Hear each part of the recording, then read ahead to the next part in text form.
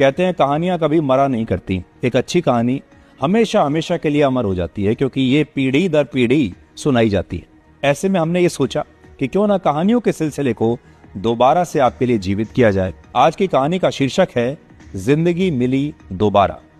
आज की कहानी के मुख्य किरदार हैं स्टैनफोर्ड यूनिवर्सिटी के एक प्रोफेसर जिनका नाम है डॉक्टर डेविड फॉर्मन। ये बात है वर्ष 2016 की। उस समय डॉक्टर डेविड फॉर्मन की उम्र 39 वर्ष थी, 39 ईयर्स।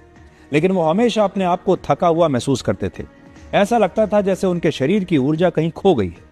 एक दिन उन्होंने अपने शरीर की जांच करवाई, जिसमें उनके शरीर की बायोलॉजिकल एज 42 साल निकली, जो उनकी असली उम्र से 3 साल ज्यादा थी। इसके बाद डॉक्टर फॉर्मन ने रिवर्स एजिंग का एक प्रयोग शुरू किया और इस प्रयोग के लिए उन्होंने अपने आप को ही चुना, यानी यह प्रयोग उन्होंने अपने ऊपर शुरू कर दिया। वो अपनी पत्नी और 2 बच्चों के साथ कैलिफोर्निया के एक जंगल में रहने के लिए चले गए। यहां उन्होंने लकड़ी का एक छोटा सा घर बनाया, जहां न बिजली की रोशनी थी, न टीवी था, न मोबाइल फोन था। घर में कुर्सियां तक नहीं थी। शाम 7:30 बजे के बाद लाइट बंद कर दी जाती थी और रात में सिर्फ मोमबत्ती की रोशनी रहती थी। उन्होंने घर में केमिकल्स का इस्तेमाल भी बंद कर दिया और इस दौरान सिर्फ घर में पका हुआ और प्राकृतिक खाना ही उन्होंने खाया।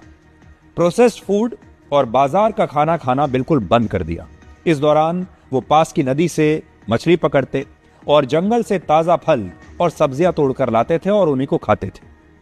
3 साल जंगल में रहने के बाद जब उन्होंने फिर से अपने शरीर की जांच कराई, तो इस बार उनकी बायोलॉजिकल एज 32 साल निकली, 32 ईयर्स, जबकि उनकी असली उम्र अब 42 साल हो चुकी थी।